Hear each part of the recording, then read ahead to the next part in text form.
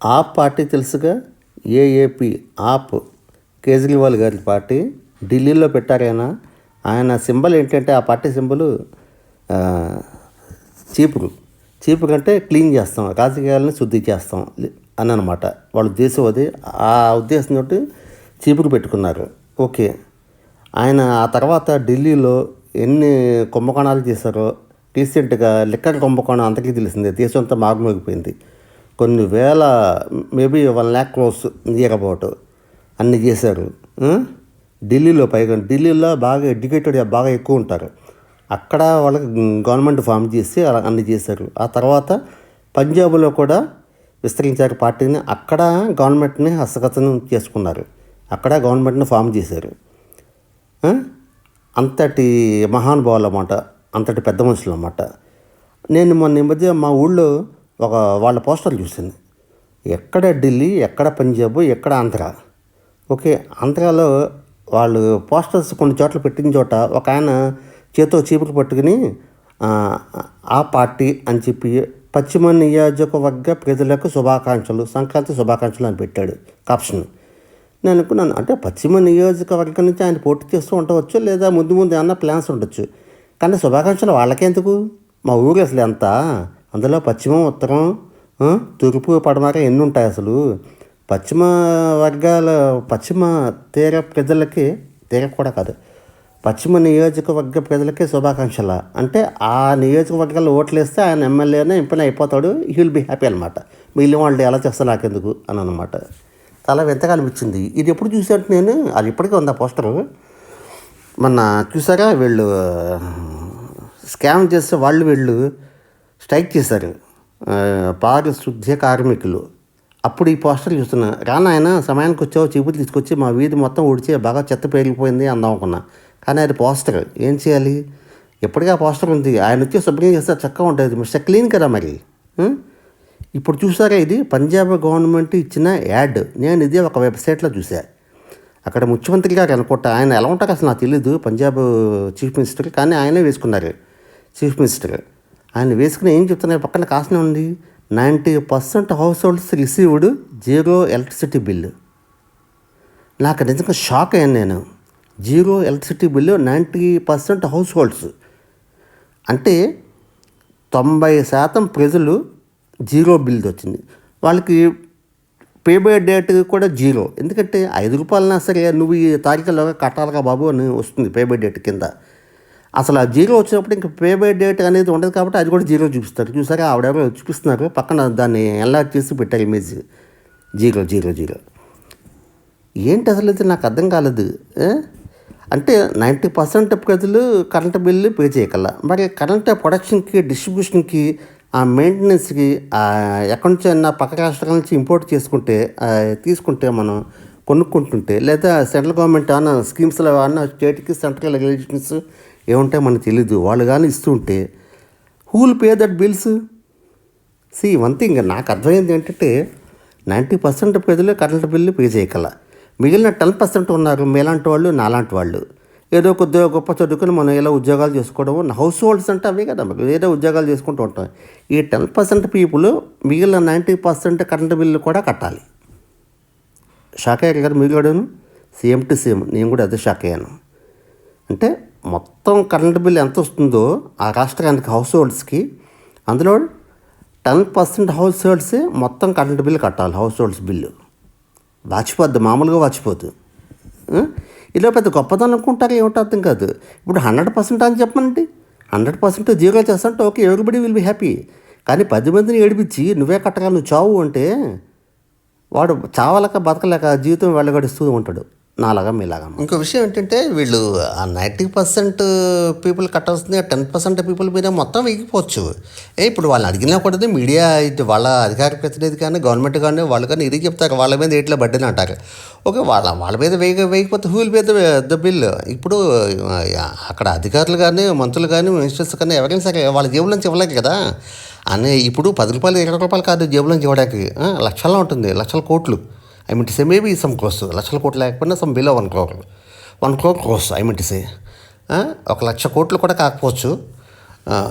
అంతకంటే తక్కువ ఉన్నా కూడా అంత బిల్లు పే చేసే అంత మనుషులు వాళ్ళే కాదు కదా, గవర్నమెంట్ కూడా కాదు కదా, వాళ్ళు అంతంత బిల్లు కూడా వాళ్ళు పే చేయలేక అవుట్ ఆఫ్ దైర్ పాకెట్. మరి ఏం చేస్తారు అంతంత బిల్లు? దాన్ని ఎలా మరి అడ్జస్ట్ చేయాలి? మిగిలిన దాంట్లో అడ్జస్ట్ చేస్తారు. ఏమిటి? గవర్నమెంట్కి ఆదాయ వనరులు ఉంటాయి, సమ్ సోర్సెస్. స్టేట్లో ఆదాయం మరి ఉండాలి కదా, ఆదాయం ఉంటుంది కదా, తీసుకున్న మరి ప్రాజెక్టుల మీద ఇన్ఫ్రా మీద వాళ్ళు డెవలప్ చేస్తే డెవలప్మెంట్ కన్నా మళ్ళీ కన్నా వాళ్ళు ఖర్చు పెడుతూ ఉంటారు. వాటి మీద ట్యాక్స్లు పెంచేయడం, టారిఫ్ పెంచేయడం ఇలా చేస్తుంటుంది. ఎక్కడ తగ్గిందంటే కొంచెం చోట ఇంకా తేవాలి. అది కామన్ బేసిక్ ప్రిన్సిపల్. అది ఐఎమ్ నాట్, అది ఎకనామిక్ ప్రిన్సిపల్. అది ఎకనామిక్ ప్రిన్సిపల్ మాది కామన్ మ్యాన్ కూడా అర్థమవుతుంది ఈజీగా. ఒక జేబులో 10 రూపాయలు ఉండి ఇంకో జేబులో 100 రూపాయలు మనం దాచుకుంటాం. ఎందుకు? ఈ 10 రూపాయలతో బిల్లు అవ్వకపోతే ఈ జేబులోంచి ఇంకో 100 తీస్తాం అనమాట. అలా అనమాట వాళ్ళు చేసేది అదే. కాబట్టి అల్టిమేట్లీ ఆ బడ్డెను మళ్ళీ అది ఎవరి మీద పడుతుంది? ఆ మిగిలిన చోట్ల పెంచింది ఈ 90% పీపుల్ మీద పడుతుంది బిల్లు. వీళ్ళు ఏమనుకుంటారు అంటే అమాయకులు, అక్కడ అంతమంది అమాయకులు ఉన్నారు కాబట్టి ఈయన ఇది పెట్టారు, నేను కూడా ఇలా కామెంట్ చేయాల్సి వస్తుంది. ఈ 90% పీపుల్ నాకు ఎలక్ట్రిసిటీ బిల్లు ఫ్రీగా ఇచ్చేసరికి 0 వస్తుందని చెప్పి వాళ్ళు హ్యాపీగా అంటే how fools they are. I can't imagine. అంతకన్నా ఇంకా అజ్ఞానం, ఇంకా అంధకారంలో ఉన్నారని వేరే చెప్పక్కర్లేదు. కరెంట్ బిల్లు 0 వస్తుంది సరే, వేరే చోట 1000 రూపాయలు కట్టాల్సింది 1800 1500 అవుతుంది. Ultimately the government will pool up that money in other sources అన్నమాట. మిగిలిన చోట్ల ట్యాక్స్ పెంచేస్తారు, నేను చెప్పక్కర్లేదు, దీని గురించి ఎక్కువ. ఓకే ఎనివే, కానీ అనిపిస్తుంది ఒకసారి ఎందుకుగా మా చదువులు ఈ ఉద్యోగాలు చిన్నప్పటి నుంచి మూడో ఏడు నుంచి ఎల్కేజీలో పడేసి 25 ఏళ్ళ దాకా కానీ బీటెక్లు ఎంటెక్లు ఈ రోజుల్లో చదువుకుంటున్నారంటే తెల్లాక వాకింగ్ ఎడుతుంటే చాలు పులో మంది స్కూల్ పిల్లలు, ఆటోలు, బస్సులు నిండా. ఆ బస్సులు అసలు ఎంత ట్రాఫిక్ అనుకున్నారు. ఎర్లీ మార్నింగ్ మామూలు జనరల్ పబ్లిక్ ఎవరు ఉంటారు, ఆఫీసులకు వెళ్ళే వాళ్ళు ఎవరు ఉంటారు. మార్నింగ్ అరౌండ్ 6, 7, 8 దాకా అన్నమాట. ఆఫ్టర్ దట్ జనరల్ పబ్లిక్ ఇంకా రోడ్ మీదకి వస్తారన్నమాట. కూరగాయలు అమ్ముకునేవాళ్ళు, అలా అమ్ముకునేవాళ్ళు, షాప్స్ ఓపెన్ చేసేవాళ్ళు, establishments and office goers, 20 villages are some with in the city offices. వాళ్ళకి కాదు. ఆ మార్నింగ్ ఎంత రష్గా ఉంటుంది అంటే పిల్లలతోటి ఆటోలు నిండా కుక్కి ఉంటారు, బస్సులు నిండా ఉంటారు, తల్లిదండ్రులు 2 వీలర్స్ మీద పిల్లల్ని స్కూల్కి తీసుకెళ్ళడం. నాకు అనిపిస్తుంది ఎందుకుగా మీ చదువుని ఏం పీకుతారా? ఆ 90% హౌస్ హోల్డ్స్ బిల్లు మీరే పే చేయాలరా? మీరు ఇంత చదువుకుని ఇంత కష్టపడి ఉద్యోగాలు చేస్తే దీనికంటే ఇంట్లో కూర్చుంటే ఉచితంగా వస్తుంది ఏదో ఒకటి. You can enjoy your life. Ultimately మనం చదువుకుని ఉద్యోగాలు చేసి ఎందుకు ఇదంతను? ఎందుకు? భుక్తి కోసం. భుక్తి ఏదో కొంచెం డబ్బులు సంపాదించుకుంటే సుఖంగా ఉండొచ్చని. అదేదో ఉచితంగా వస్తుంటే ఈ 25 ఏళ్ళ కష్టం ఎందుకే గడిచాక నీకు అనవసరంగా దొబ్బించుకోవడం. జీవితం అంతా చెంగనాగిపోతుంది. Prime life of the life span of anybody's life. 25 ఏళ్ళు అనేది ఎంత ఇంపార్టెంట్. బాల్యంలో గోటు బిళ్ళ, టైర్లు తిప్పుకుంటూ వెళ్ళాలి రోడ్డు మీద, అవన్నీ చేసుకోకుండా బైకుల మీద తిరగకుండా ఎందుకే ఉద్యోగాలు, ఈ చదువులు ఇవన్నీ వేస్ట్. మానవ జన్మ అనేది మీరు పాడు చేసుకుంటున్నారు. గవర్నమెంట్లు అన్నీ ఫ్రీగా ఇస్తున్నప్పుడు you enjoy your life. Why do you waste the prime time of your life? College 4 గోడల మధ్య ఎందుకురా? తెలుసుకుంటారా బాబు ఎప్పటికైనా. ఈ చదువులు మీకేం పెట్టారా బాబు? అల్టిమేట్లీ రాష్ట్రాల మొత్తాన్ని మీరే పోషించాలి. ఈ 10% పీపులే. నా మాట అంటారా బాబు? మా జీవితాలు ఎలాగో చెక్కనాకపోయాయి. మా చిన్నప్పుడు ఇవి లేవు, ఉద్యోగాలు ఇవి చేసాం. ఈ కాలంలో అయితే చదువులు బొక్క, ఉద్యోగాలు అంతకంటే బొక్క. చేయకంటరా బాబు, నేర్చుకుంటారా, చెప్తే ఏమంటారా? ఏమంటా అదే పెద్ద ఘనకార్యాలాగా ఆయన ఫోటో పెట్టుకుని మళ్ళీ ఇంకో విచిత్రం, మీరు అందరూ ఏమనుకోని అంటే నేను చెప్తాను, ఏమనుకోకూడదు మరి. ప్రామిస్, పక్కా చెప్పేస్తున్నా. ఓకే, వీళ్ళు ఢిల్లీలోను పంజాబ్లోను ఇలా 90% house holds got 0 electricity bill అన్ని వస్తూ ఆ తర్వాత మన ఏపీకి ఎందుకు వచ్చారు?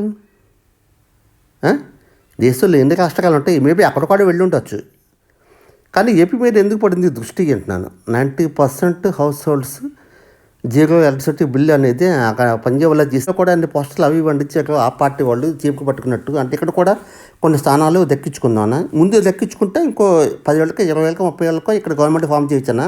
అసలు బేస్ అంటే ఇక్కడ పాదం అబ్బుదామని వస్తున్నారు. అది ఏపీని ఎందుకు ఎంచుకున్నారు నాకు అర్థం కాలేదు. దేశంలోని అన్ని రాష్ట్రాల్లోనూ వీళ్ళు ఇలా పాదం అప్పారని నేనేం అనుకోవట్లేదు. అంత జాతీయ పార్టీ కాదు, జాతీయ పార్టీ కానీ అవ్వచ్చు, కానీ బీజేపీ కాంగ్రెస్ అంత పెద్ద పార్టీ కాదు కదా. ఏపీకి ఎందుకు వచ్చారు అంటే ఇక్కడ కూడా ఉచితాలకి తాయిలాలకి అలవాటు పడ్డ మనుషులు ఉన్నారు అని వాళ్ళకి తెలిసిపోయింది. పక్కా ఇది నేను ముందే చెప్పాను, ఏం అనుకోకూడదు మీరు, ప్రామిస్ కూడా చేశారు మీరు పక్కాని. అందుకే చెప్తున్నా, వాళ్ళు ఏపీకి ఎందుకు వచ్చారో ఇప్పుడు మీకు అర్థమైంది, అందరికీ అర్థమైంది.